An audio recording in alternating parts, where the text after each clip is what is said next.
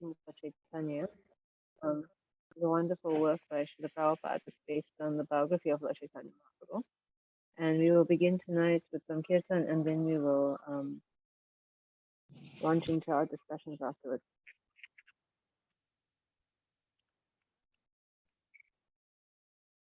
Nama Om Vishnu Padaya Krishna Prestaya Bhutale Srimate Bhakti Vedanta Swami Namine Nama Om Vishnu Padaya Krishna Prestaya Bhutale Srimate Bhakti Vedanta Swami Namine Namaste Saraswati Devi Gauravani Pracharine Nirvishesha Shunyavadi Paschatya Dishitavarine Namaste Saraswati Devi Gauravani Pracharine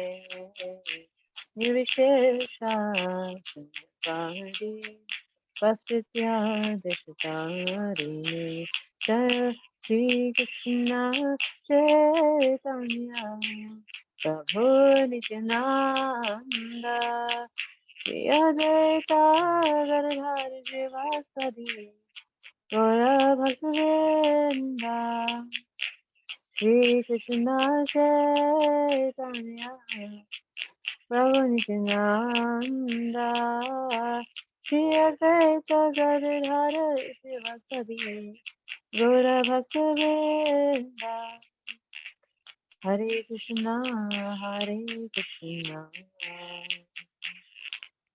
Krishna Krishna, Hare Hare, Hare Rama, Hare Rama, Rama Rama, Hare Hare, Hare Krishna, Hare Krishna.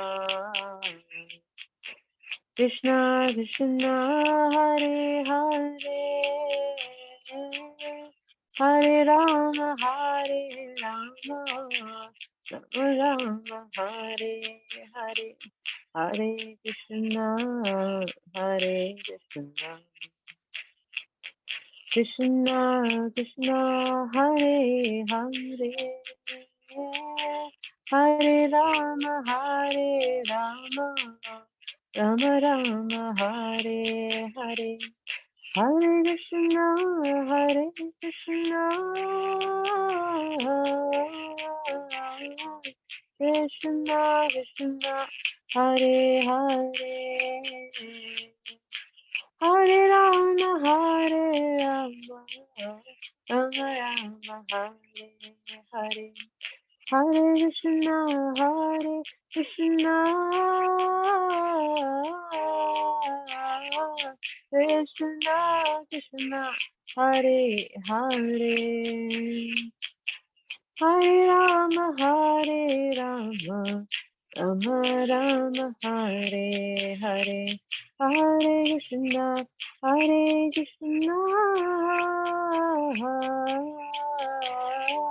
Krishna Krishna Hare Hare Hare Rama Hare Rama Rama Rama Hare Hare Haribo Haribo Haribo Gaura Haribo Gaura Haribo Haribo Haribo Nitya Gaura Haribo Jai Jai Prabhupada Prabhupada Prabhupada Jai Prabhupada Jai Jai Prabhupada Prabhupada Prabhupada Jai Jai Prabhupada Nitai Gaur Hari Ki Jai Srila Prabhupada Ki Jai Shri Purushottam Mas Ki Jai Shri Nitai Gaur Premanande Hari Hari Bol. So once again, thank you all so much for joining us this evening. Okay. So we're going to continue our discussions on the teachings of Lord Chaitanya. This work is based on the biography of Lord Chaitanya called the Chaitanya Charita. So I pray for all your blessings to justice to this class so that we can have a better idea of the teachings and the pastimes of the Lord. And I also pray for the blessings of our spiritual masters. If we do that, we will chant sanctification.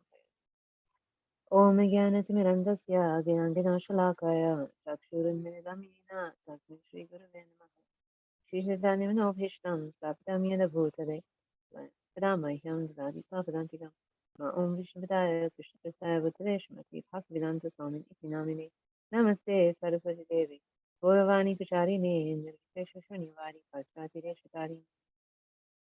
So we've been discussing the chapters of the teachings of Lord Chaitanya work by Srila Prabhupada systematically, and now we're reaching now we've reached chapter 22. This chapter is actually entitled Srimad Bhagavatam, because Lord Chaitanya Mahaprabhu is going to be discussing this great work with Prakashananda Saraswati. So Prakashananda Saraswati was a great Mayavad or impersonalist sannyasi leader in the area called Varanasi today in India. It used to be called Banaras at the time of Lord Chaitanya Mahaprabhu's manifest pastime. So he and his disciples were converted by Lord Chaitanya Mahaprabhu's explanation on Vedanta, and this is the continuation of the Lord's pastimes in Varanasi after their conversion. So we will just chant the invocation prayer before we start our class proper, and this prayer is verse 18 of the first chapter of Chaitanya Charita. Jai Jai Shri Chaitanya Jai Nityananda Jai Vedi Chandra Jai Gaura Bhakta Vrinda Jai Jai Shri Chaitanya Jai Nityananda Jai Vedi Chandra Jai Gaura Bhakta Vrinda Jai Jai Shri Chaitanya Jai Nityananda Jai Vedi Chandra Jai Gaura Bhakta Vrinda. And the translation is: Glory to Sri Chaitanya and Nityananda, glory to Advaita Chandra, and glory to all the devotees of Sri Gaura or Chaitanya. So we'll read. After the conversion of the Mayavadi sannyasis to the path of Chaitanya Mahaprabhu, many scholars and inquisitive people visited the Lord at Benares. So we'll just get some history into what India was like in terms of their entertainment or what they involved themselves in outside of their daily work. They were very refined, very cultured. Srila Prabhupada actually explains that their evenings were spent in discussions on the Lord, on spiritual topics, on transcendental literature. There were recitations of the Holy Scriptures, the pastimes of the Lord, like the Itihasas, Ramayana, and Mahabharata. And the artists who would perform these scriptures in music and dance and drama, they were all trained based on the Vedas. Okay. So this was their extramural activities or their entertainment. So something else that was witnessed by all the people, right, is the debates between scholars, and they found this, of course, very important and very interesting, because these are not just ordinary debates as we are used to in the real world. The stakes were quite high because the one who would lose the debate would actually become the disciple of the one who would win. Actually, all the followers even of the loser would become disciples of the winner. Okay, so interesting. So why does that happen? Well, like we said, it wasn't just an academic discussion. Generally, these kind of materially based discussions don't lead to anything substantial in that there may be some recognition and maybe some financial gain, some position, but that doesn't last beyond this life. But the discussions of the scholars in the days of old were actually geared towards self-realization and, of course, liberation in the end. This was the ultimate goal of Vedic society. We've discussed before that there are four goals: Dharma, Artha, Kama, and Moksha, and ultimately Moksha was on everybody's mind. Right? That was what all the other goals were geared towards as well. It's like the philosophy of not living for today, but actually being prepared for tomorrow as well. So the ultimate tomorrow is liberation. So these scholars would debate on scripture, on the understanding of scripture, and whatever the outcome of their debate was would decide which deities or forms of God were going to be worshipped what practices related to that worship were going to be followed and what lifestyle changes would go with those practices. So this is very, very important, therefore. So the understanding, of course, is that the winning party was not just decided on whimsical votes from the audience or based on who could be more crafty or who was loudest or more charming, perhaps. Right? It was actually one who was properly learned in philosophy, in theology, spiritual theology, theology and spirituality in grammar, actually grammar, because grammar features a lot in understanding the scriptures. Right? So these were proper philosophers, logicians. They were actually gurus. Okay, they were many of them carried the title of pandit. They were very vastly learned. They weren't chancers coming there and trying their luck, right? They had a responsibility as leaders to make sure, spiritual leaders, to make sure that the society was understanding the scripture and following it properly, because following scripture in the spiritual, I mean, following scripture means that once spirituality is in line, and from the spirituality, um, all aspects of society, material life as well, falls into place. This is how both go hand in hand. This is why the Vedas actually contains knowledge of what we would consider material topics as well, like we said, culture, drama, art, and so on, or also military science and medicine, and so many other things that mentioned Bhagavatam Prabhupada explains. So these are supplementaries to the Vedas. So the people, they enjoyed watching these debates. They made time for it. They were all aware of it. They learned from it and they grew from that spiritual knowledge. This was very important to society. And that, of course, because spirituality was the center of their life. Right? So it's pretty amazing if you compare what's going on in the world today, what kind of entertainment we have. That social media is practically a rubbish heap of things that people just kind of sift through to find something that will entertain them. I can't remember if I actually heard this or I read somewhere that some lady on one of these platforms was paid some ridiculous amount of money to bark like a dog or to crawl like a dog, something like that. And it was pretty disappointing and shocking. But I can imagine there's actually much worse out there. And so this is what we have today as entertainment is no comparison to such society.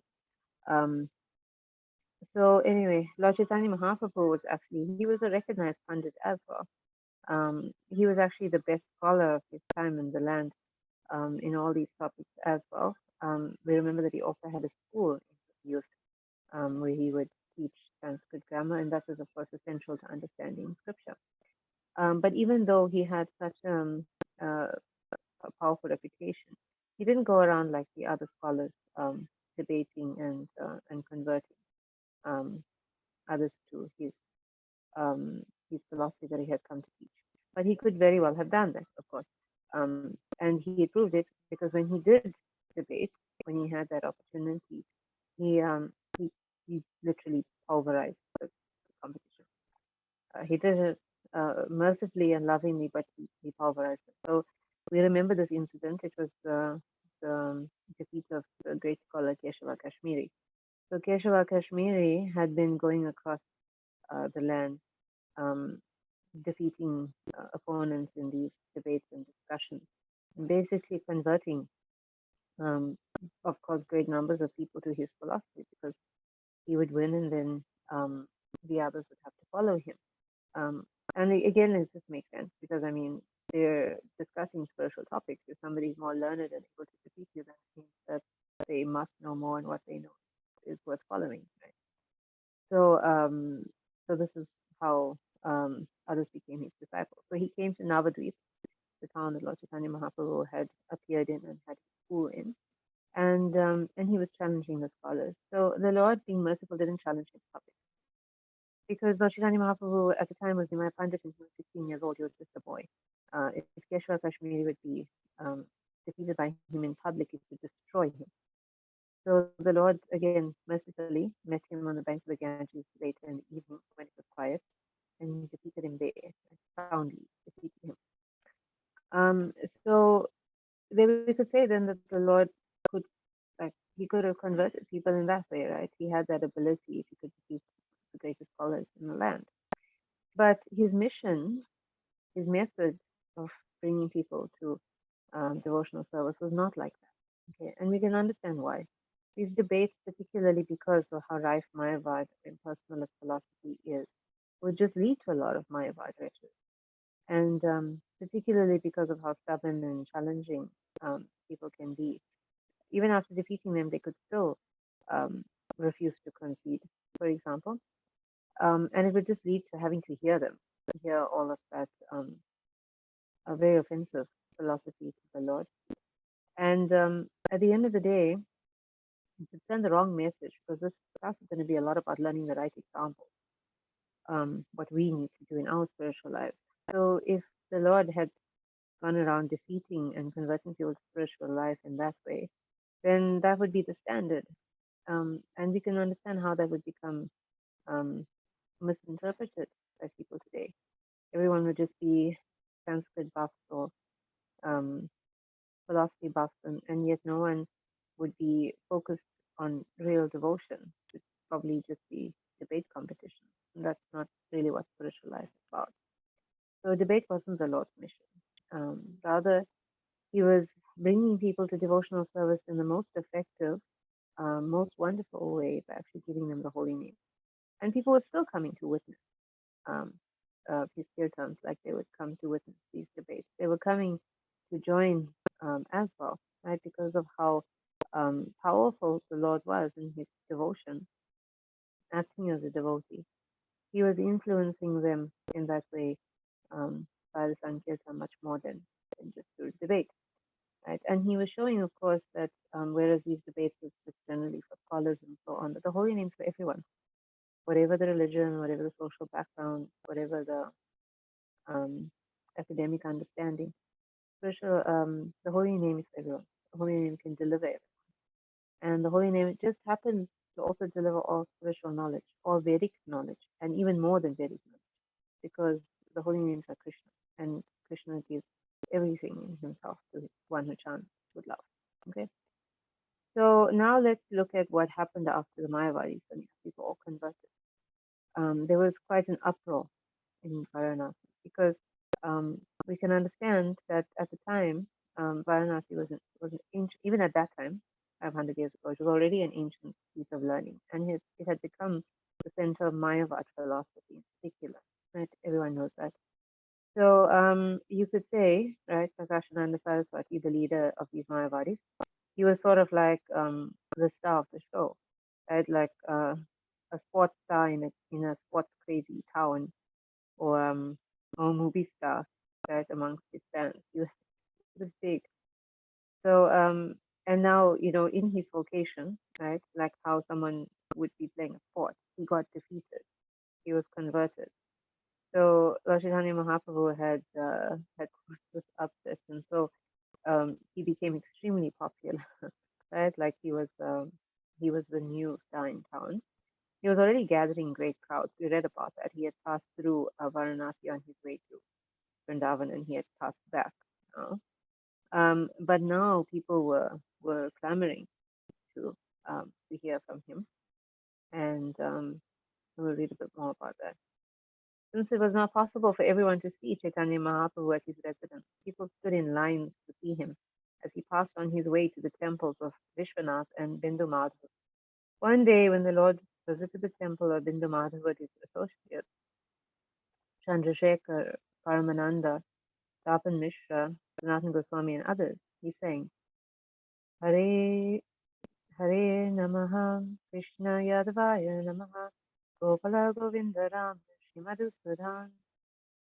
So, this is a very wonderful praise of Krishna by his various names. We may know it a little differently, starting with Hari Haraya Namaha, but it's actually the same chant that Lord Chaitanya Mahaprabhu sang in Varanasi that Srila Bhaktivinoda Thakur incorporated into a kirtan. And it's actually become quite famous now across the world because it's sung in kirtans. And this is all by the mercy of Srila Prabhupada, who took Lord Chaitanya Mahaprabhu's words and teachings and these chants as well to all parts of the world. When the Lord sang in this way, chanting and dancing, thousands of people gathered around him. When the Lord chanted, they roared. The vibration was so tumultuous that Prakashananda Saraswati, who was sitting nearby, immediately joined the crowd of disciples. As soon as he saw the beautiful body of Lord Chaitanya and saw how he was dancing with his associates, Prakashananda Saraswati joined and began to sing, Hari, Hari. So can we imagine the scene? These Mayavadis were previously known as very stiff, serious scholars who were going on criticizing the Lord quite a bit before they had met him, calling him a sentimentalist for chanting and dancing in ecstasy, instead of studying the Vedanta as seriously as they were doing. Now they've been happily defeated, and they're chanting in ecstasy also. So this is quite a miracle. We know how hard-headed Mayavadis can sometimes be. And again, through Srila Prabhupada, so many modern Mayavadis, maybe some of us as well, you or me, have been brought to the devotional service of the Lord and accepting the form of the Lord. And that is miracles. It's miracles that are happening every day. So this is actually Lord Chaitanya Mahaprabhu's mercy at work, even in modern times. All the inhabitants of Benares were struck with wonder upon seeing the ecstatic dancing of Lord Chaitanya. Lord Chaitanya checked his continuous ecstasy and stopped dancing. He saw the Mayavadi sannyasi. As soon as the Lord stopped chanting and dancing, Prakashananda Saraswati fell at his feet. Trying to stop him, Lord Chaitanya said, "Oh, you are the spiritual master of the whole world, Jagat Guru, and I am not even equal to your disciple. You should therefore not worship an inferior like me, for actually I am not even equal to the disciple of your disciple. You are exactly like the Supreme Brahman, and if I allow you to fall at my feet, I will commit a very great offense. Although you have no vision of duality, for the sake of teaching the people in general, you should not do this." So Lord Chaitanya Mahaprabhu was demonstrating his great humility. Right? He had earned the right, we could say, for Prakashananda Saraswati to be bowing to him since he had defeated him.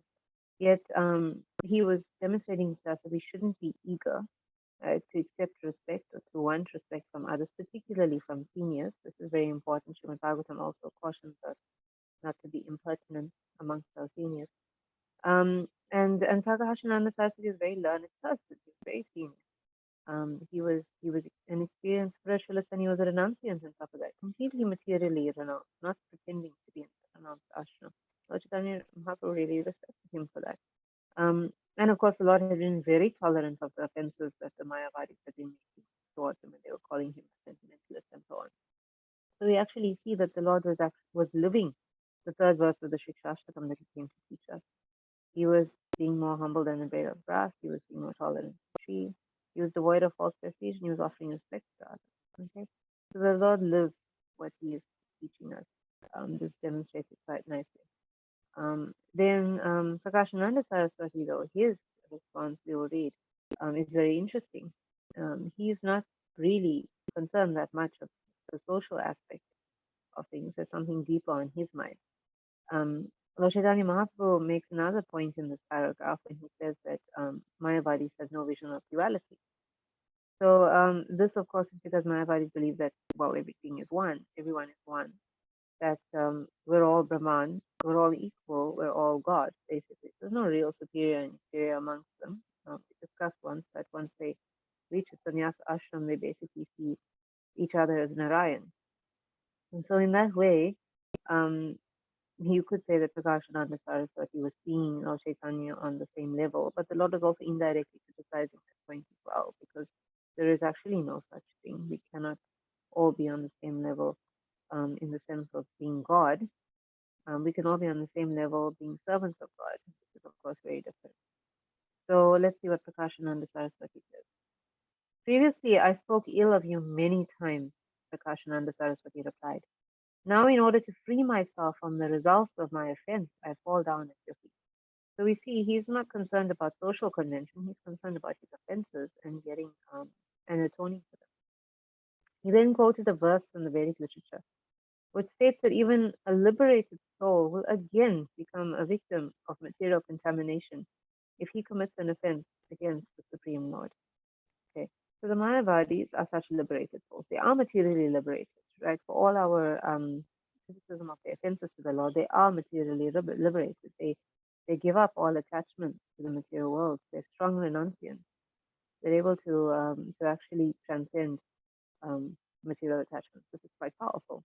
Majority of the population can't do that. But at what cost? They do it by offending the Lord, right, in a quest to become Him. So because of those offenses, they actually create the situation eventually that they'll fall down from that detached situation. We had read in the previous chapter that it's like beating an empty husk to get something out. Right? They can't actually succeed in what they want to do. Eventually, what the methods that they're using are going to destroy them. Right? Their offenses to the Lord are going to destroy them. The opposite to devotional service, where the method of the chanting is actually what you achieve in the end anyway. The method and the goal is the same. So this is what he is concerned about. That even though he's made so much progress, he's such an advanced transcendentalist, I particularly detached. He has offended the Lord, so he is afraid of falling down. Of course, so rather he's falling down at the Lord's feet, which is more acceptable to him. Prakashananda Saraswati then quoted a verse from Srimad Bhagavatam, Canto 10, chapter 34, text 9, regarding Nanda Maharaj as being attacked by a serpent who had previously been a worshipable Vidyadhara. When the serpent was touched by the lotus feet of Krishna, he regained his previous body and was freed from the reactions of his sinful activities. So this is a very interesting pastime that he's using in order to state his case, the reason that he's falling at the lotus feet of the Lord. So if we look at this pastime from the 10th canto, it said that this Vidyadhara is a kind of demigod, was by the name Sudarshan, and he was the leader of the Vidyadharas. And this person was traveling in the air, and he saw some sages, and he mocked them because he was very proud of his personal beauty. And the sages cursed him to become a serpent, very ferocious serpent. So in the course of time, he encountered Nanda Maharaj and some of the residents of Vrindavan when they were traveling. And he attacked Nanda Maharaj, who was actually following him. And then Krishna, of course, appeared immediately and placed his lotus feet on the serpent. And immediately the body of the serpent turned into this Vidyadhara. Right?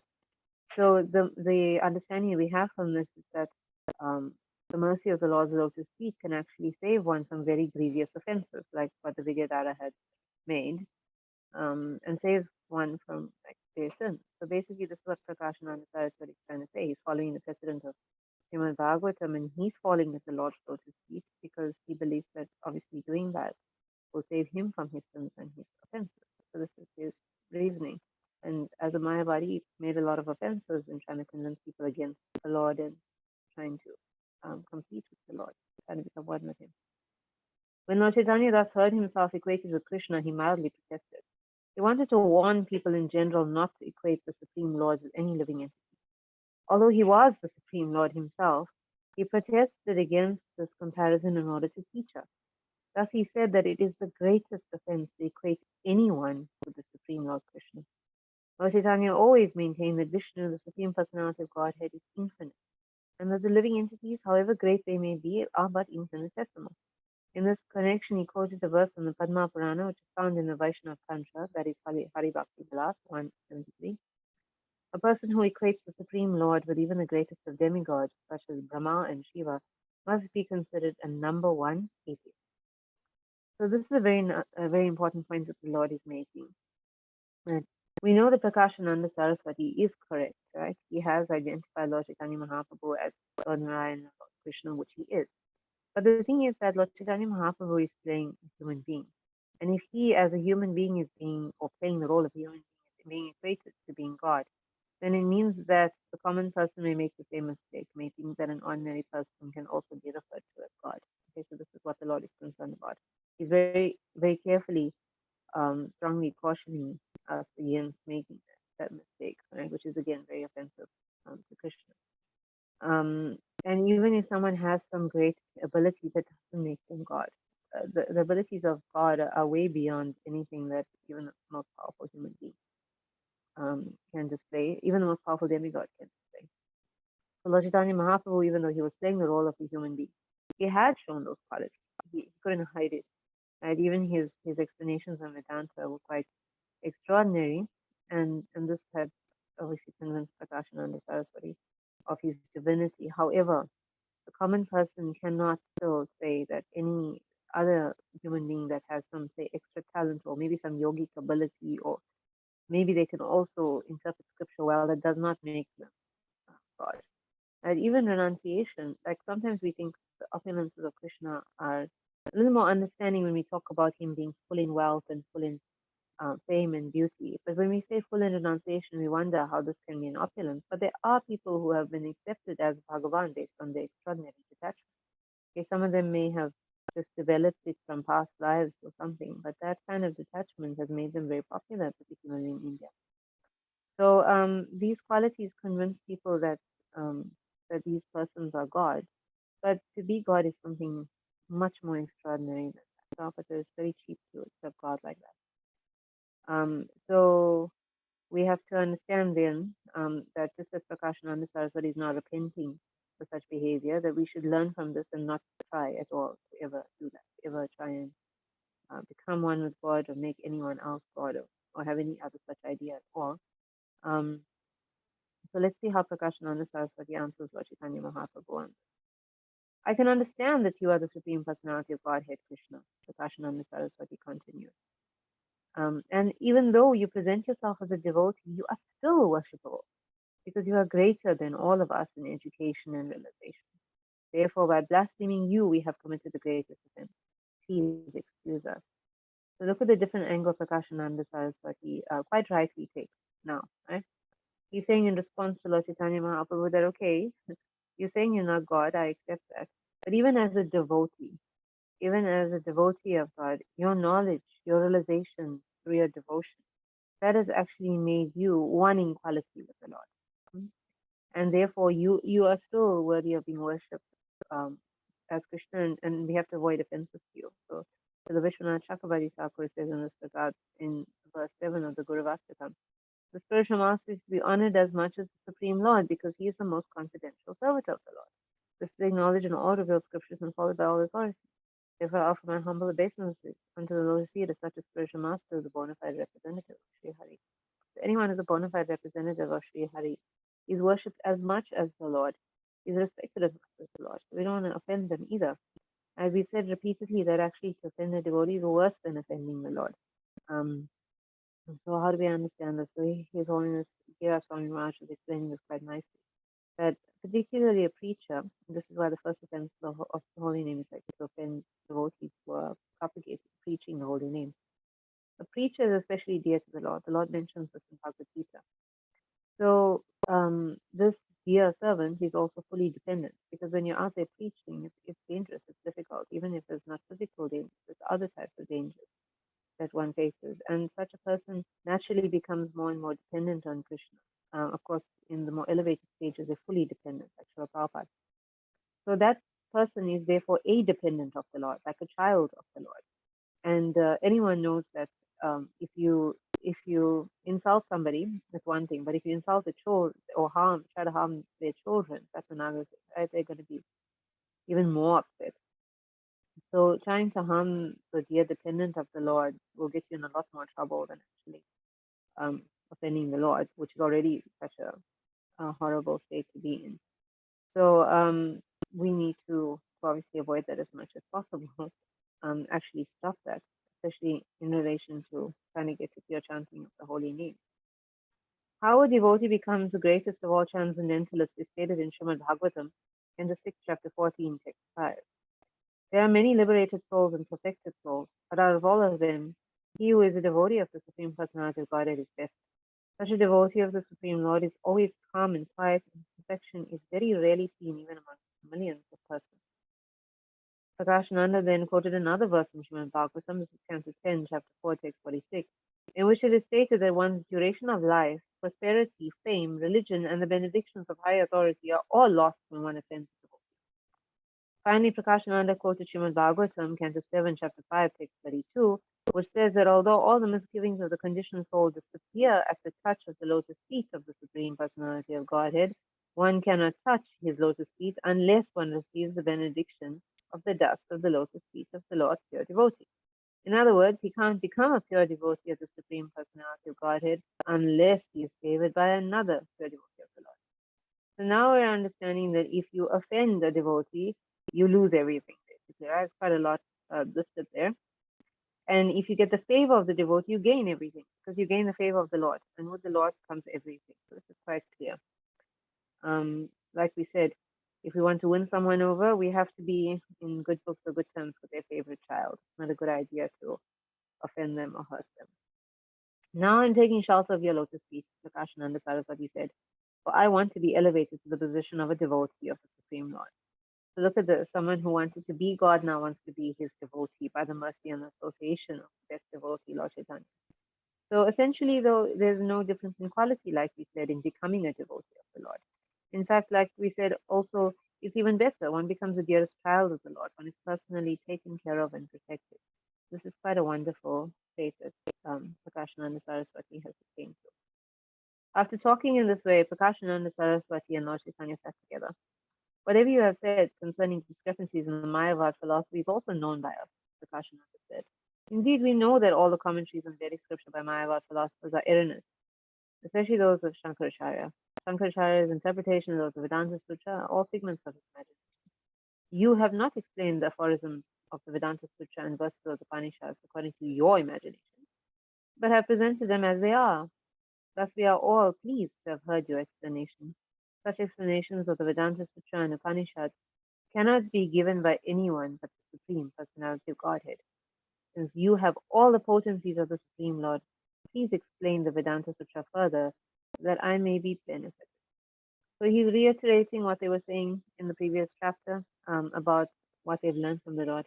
And he's making a very powerful point here that only the Supreme Lord can speak or deliver transcendental knowledge to us, right? Krishna gave us the Vedas.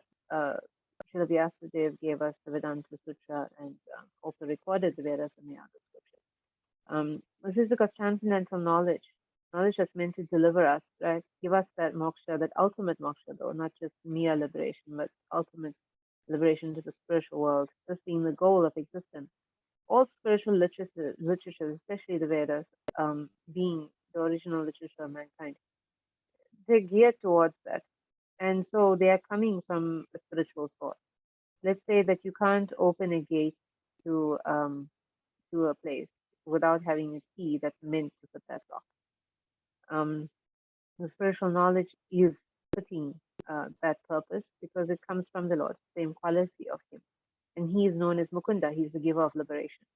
So no other knowledge coming from anyone else, especially not coming from anyone material, can give us the same result. Anything that comes from a material person is material. And it has to be of the same substance. It can't be spiritual if it's coming from a material person. The problem with taking knowledge from Shankaracharya. So when we take knowledge from Krishna or his pure devotees who are situated in the same quality as him, we're getting knowledge that is of the same quality. Therefore, that knowledge can actually open the doors to the spiritual world. Okay, it has to be of the same quality. This must be emphasized. This can actually give us liberation. Not even the great demigods can give liberation. Krishna is Mukunda, right? He's the giver of liberation. So his knowledge being him, Krishna's knowledge is him, Krishna's knowledge gives liberation. Now, Prakashananda Saraswati is very intelligent, like we said, he's very experienced. He knows that he's hearing transcendental knowledge that is nothing like what he's heard before. So he has certainly figured that the originator of transcendental knowledge is actually speaking it. So he wants to hear more from him. He's gotten a taste, and this is something that's not ordinary. Srimad Bhagavatam also teaches us that it's not a matter of choosing to hear. We can't just hear transcendental topics. People think that it's a matter of choice. That is actually qualification. You have to be qualified to hear. And therefore, if you don't have the taste, you simply don't have the qualification. That means that this taste must be earned, developed, and that Srimad Bhagavatam describes this in the association of good devotees who have those qualities of hearing, pure devotees who have the taste, and they can give that to us when we associate and serve them. This is the importance. And we see it here. Prakashananda Saraswati was associating with the foremost of devotees. Lord Chaitanya Mahaprabhu also happens to be God. So he had got the blessings of both the Lord and the devotees, and now he has, now he wants to hear more. Lord Chaitanya protested against being called the Supreme Lord. I guess I am an ordinary living entity. I cannot know the real meaning of the Vedanta Sutra. But Vyasadeva, who is an incarnation of Narayan, knows its real meaning. No ordinary living entity can interpret the Vedanta Sutra according to his mundane conception. Now, Lord Chaitanya Mahaprabhu is using the point of being an ordinary soul to say that an ordinary person can't give interpretation. Right? This is not acceptable. That knowledge coming from God doesn't need an improvement, right? And much less from us, ordinary people. What more can we add or say or explain compared to what the Lord has given us? Okay, we don't have the spiritual qualifications, and we say this is spiritual knowledge. And material qualifications mean nothing for this. Um, so of course, only somebody who is one in quality with the Lord can give that interpretation and that explanation, and of course, the Lord Himself. This is Lord Chaitanya Mahaprabhu, but Lord Chaitanya Mahaprabhu is also explaining that we need to actually pay attention to Srila Vyasadeva, what he wanted to say in the Vedanta, rather than what Shankaracharya has said. And there's a very important point in that connection. So we'll continue reading. In order to curb commentaries on the Vedanta Sutra by unscrupulous persons, the author himself, Vyasadeva, has already commented upon the Vedanta Sutra by writing Srimad Bhagavatam. Right, so this is now clear that foreseeing things getting as deteriorated as they are now, Srila Vyasadeva, being an incarnation of the Lord, could do that. He also wrote his commentary on Vedanta Sutra. So this is how we can clearly understand the meaning of this text without the need for material interpretation. Even with our, we're new practicing spiritual life. We don't have the purity yet to be situated in that quality where we can actually understand what the Lord wants us to say. But the Srimad Bhagavatam has been so wonderfully presented by Srila Vyasadeva and then translated by Srila Prabhupada that even for us in our pretty, pretty, looking for a nice word, but we're really struggling. We're struggling in spiritual life, even if we have been introduced to it by Srila Prabhupada's mercy. But we can still understand the Srimad Bhagavatam. We can still understand it because his purports are so wonderfully presented. So this is great mercy. In other words, the best explanation of a book is written by the author himself.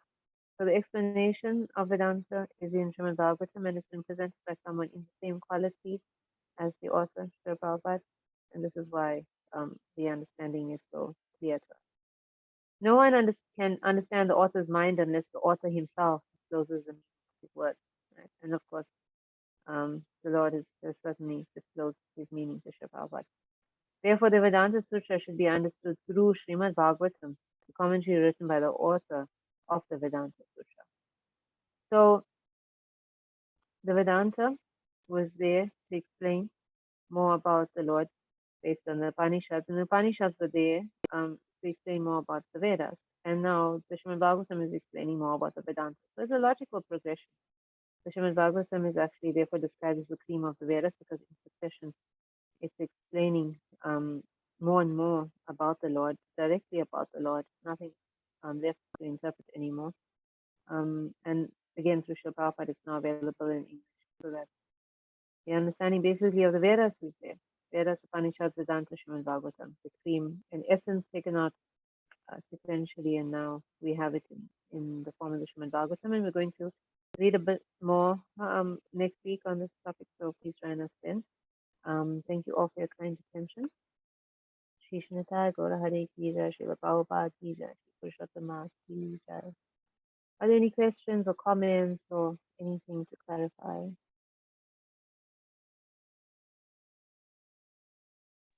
Hare Krishna. Please accept my humble obeisance with all glory to Srila Prabhupada. Thank you very much, dear Mataji, for wonderful class. I have just one question, but it's not in regard with our classes from today. I want to ask you, what is the most important ashtakam we have to chant during the Purushottama Mass. Thank you, dear Mother. So, in terms of, I think that the major glorification is actually for Radha and Krishna in particular, because we actually worship them. We're supposed to increase our focus and attention on them. And we even offer our lamps to them. Of course, Sri Bhaktivinoda Thakur has actually advised us that the vrat to take, I'll just find it, I think he said it's called the Nirapeksha vrat, that we should be increasing our focus on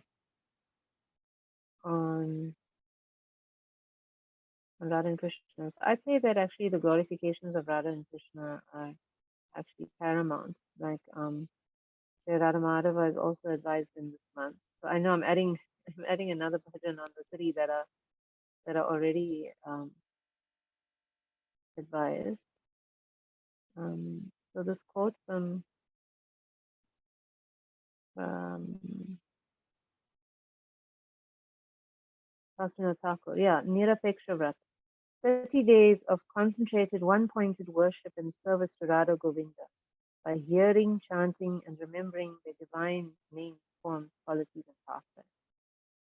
So this is I mean, obviously he's our Acharya, so this is an important focus. But yeah, it's I guess it's opened. A lot of people say that this is Purushottam month, and therefore Jagannath Ashtakam should probably be the focus, because Jagannath is the Lord of Purushottam Kshetra as well. So there's many wonderful ways actually. It's not that one is less than the other that you can interpret it, but focusing on Radha and Krishna, Jai Radha Madhava and so on. I think that is important. Radha Krishna Pranamor. I think we sung that bhajan here. That's also another one. There are quite a few others as well that we can sing for Radha and Krishna. But if it's difficult to sing or make time for them, then there are the YouTube or the SoundCloud versions of the bhajan. So we can just play them for a few minutes in the day, like maybe one in the morning, one in midday, one in the evening, and try and make some time for them, because the more glorification of Krishna, the better.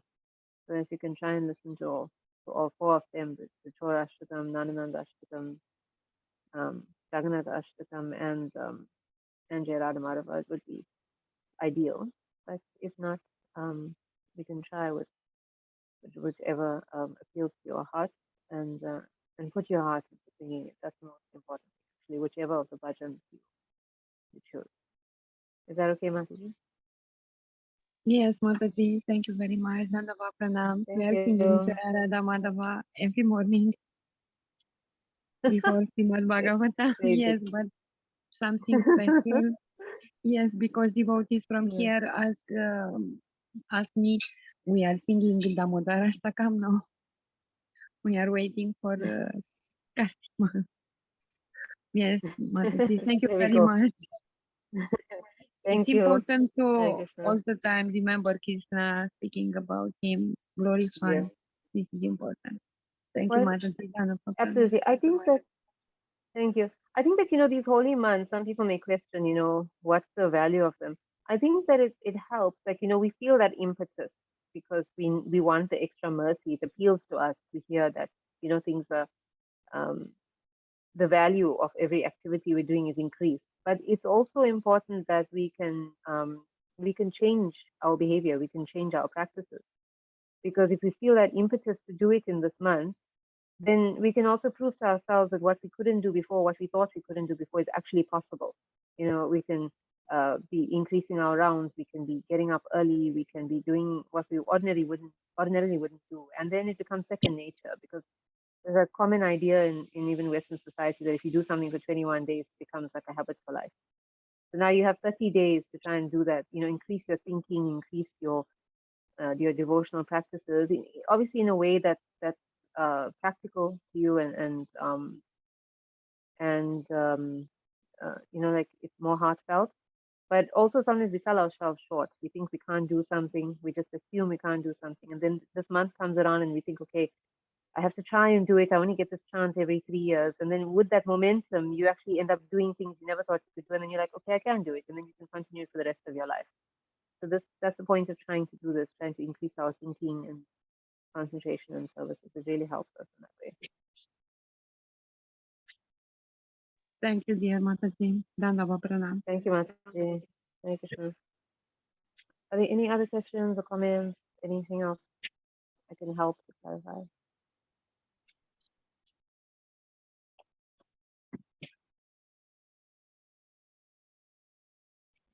If not, we are going to sing one of those wonderful bhajans of Purushottam now called Shorashtakam. Last week we sang Nanda Nandashtakam. So just some background on this month. The month of Purushottam is like a lunar reset.